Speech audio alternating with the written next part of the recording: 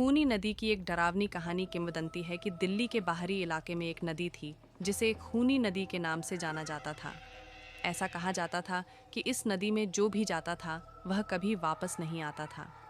लोगों का मानना था कि नदी में किसी बुरी शक्ति का वास है जो लोगों को अपनी ओर खींच लेती है और उन्हें मौत के घाट उतार देती है। कई साल पहले रमेश नाम का एक युवक अपने दोस्तों के साथ पिकनिक मनाने के लिए उस नदी के पास गया। सभी दोस्त मौज मस्ती कर रहे थे, लेकिन रमेश को नदी के किनारे एक अजीब सी शांति महसूस हो रही थी। उसे लग रहा था जैसे कोई उसे नदी में बुला रहा हो। शाम होने लगी थी और सभी दोस्त घर वापस जाने की तैयारी कर रहे थे। रमेश भी उनके साथ जाने वाला था, लेकिन अचानक उसका पैर फिसल गया और वह नदी में गिर गया। उसके दोस्त उसे बचाने के लिए दौड़े, लेकिन इससे पहले कि वे कुछ कर पाते, रमेश पानी में गायब हो गया।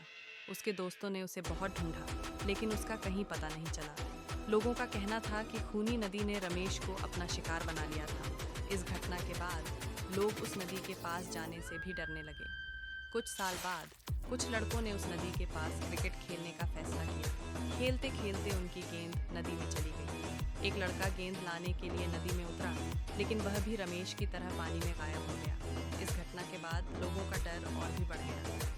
उन्होंने उस नदी को शापित मान लिया और उसके बारे में कई डरावनी कहानियां सुनाई जाने लगी।